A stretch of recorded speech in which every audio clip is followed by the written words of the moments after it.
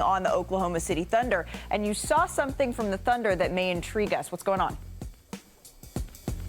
Yeah, Jalen Williams is behind me right now, wrapping up a decent intensity workout, I'd say, and that's notable because about a week ago, the Thunder announced he had a screw removed from his wrist that obviously he's coming back from, and he's still, announced out for at least about another week. But it's notable that he's out here, he's working out with pretty good intensity. Full intensity workout or nearing that for Jalen Williams. Certainly, the Thunder have been rolling without him, and they'll be that much more potent when they get J-Dub back into the lineup. All right, let's talk about the Golden State Warriors here, because tonight, Golden State, they missed Steph Curry, they missed Jimmy Butler, they missed Draymond Green in their loss where you're standing right now to the Kings on Wednesday. Tonight they face the Denver Nuggets, but with who? Who's in, who's out? Yeah, Steph Curry's out. He stayed back in the Bay Area. He's been really sick. This will be a second straight missed game for him. But Jimmy Butler and Draymond Green did make the trip, and the fact that they got on the plane, I think, is notable because that shows an intent to play. Jimmy Butler questionable. He's trying to loosen his back up, which he injured in the Pacers loss recently.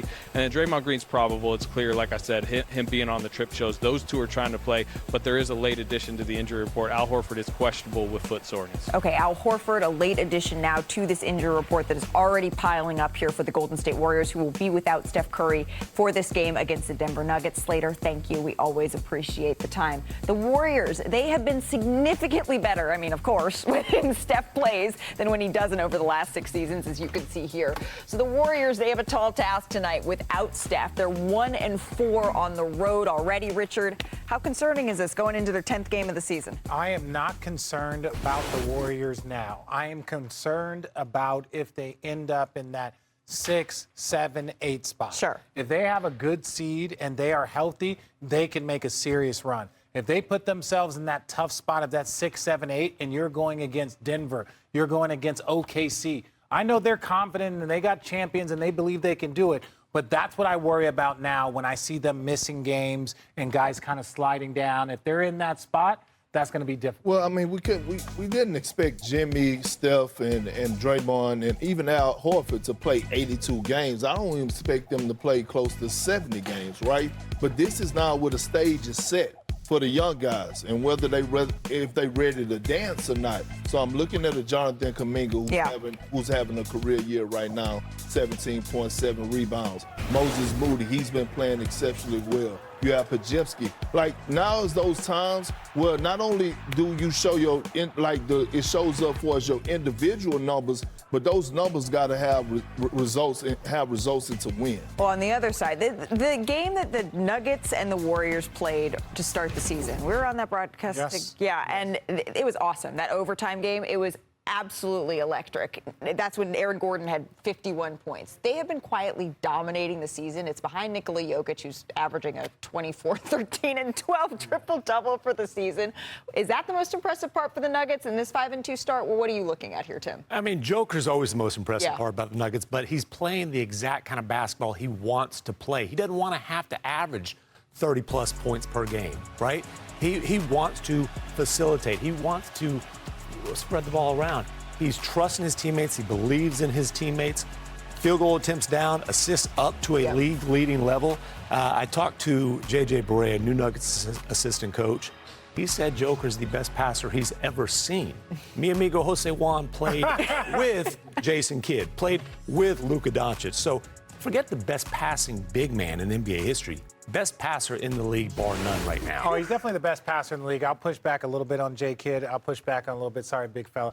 But when I watch Jokic play and all of the things he can do, that's what makes it so difficult. But when their defense is both at an elite level, but then he has more talent. He has more talent around him, so he doesn't have to do more. I think Jamal Murray, while his numbers aren't through the roof, but he's had a better start to the season. He's had a much better start to the season, and he said that he wanted to come in. He worked out, and mind you, he was coming off ACL. He missed multiple years. There were so many things that kind of affected his first few years. So for him to come out and say, I want to have an elite start to the season, and he's doing it, that's one of the things that opens it up for Jokic. Aaron Gordon been balling. On top of that, bear down. Their depth, right? Their depth. What they added, going back and get Bruce Brown, Valanciunas has been playing exceptionally well in his backup minutes. And then Tim Hardaway Jr., who don't get a lot of credit, and he's been coming in providing that space. And so, again, we're not worried about the Nuggets. They're going to continue to fly under the radar. win games, and we're going to look up in March, for early April, and they're going to be a top 4 seed. Those are the teams that when we talked about Golden State, how worried are we? Yeah. I'm worried if Golden State has to play against them in the first round. Sure. I'm worried if Golden State has to play against OKC in the first round. If they're not, I'm less worried. Worry about if they got to play Houston. They're still having to figure out the non-Jokic minute Rubik's Cube a little bit. That's Congratulations. They look good. But here's the thing, right? In the words of Don King, only in America do somebody like Lawrence Frank continues to get an opportunity and chance after chance after chance and continue to underdeliver and not leading this organization in the right direction. And here we are in a league where we watch this offseason, teams are getting more athletic, teams are getting younger. What did he go out and do? He went Lawrence got Frank, the Lawrence Frank, president of the Clippers. yes, he goes out and he gets older, senior citizens. And on top of that, you have a guy who was knocking at the door last year of being an all-star, Norman Powell, who averaged 24 points. But he comes out this summer, Lawrence Frank, big old sales pitch on Bradley Beal. Oh, he could be one of the best elite defenders in the league. We got good, he's going to fit well in our offense. And he's been stinking it up. How many chances is this man going to continue to get to run an organization who, when they acquired Kawhi Leonard, was built on winning championships? Bobby, remind us what the details of that trade were. Yeah, it was a 3-team trade. Norm Powell went to Miami. Right. John Collins went to the Clippers. Yep. And Kevin Love and Kyle Anderson went to the Utah Jazz. And Norm Powell was in his last year's contract. And the big thing was the Clippers going to pay them? And obviously they weren't going to.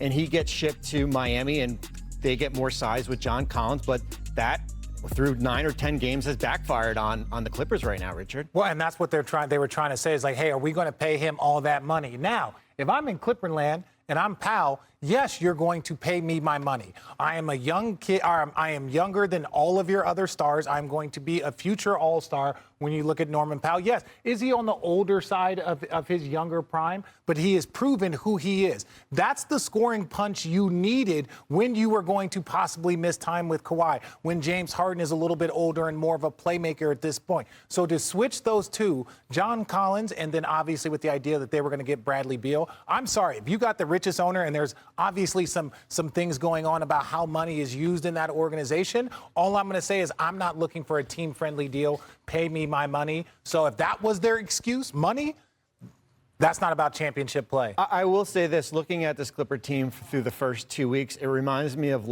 lot of the 2013 Brooklyn Nets team that I was part of, who on paper, going into any offseason, everybody predicted them to go far. And then when you start playing basketball, you look old and slow. And the one thing that the Clippers had last year was a defensive identity, ranking number 3 in defensive identity. Right now, I think they're 26. And that was the biggest question that I asked when they went out and got all these old guys, when they re-signed James Harden, when they got Chris Paul. I said, who are going to be the elite defenders at the wing position? Yes, you have the guys done, but when you bring in this much personnel, somebody has to take a back seat, and obviously it's been him.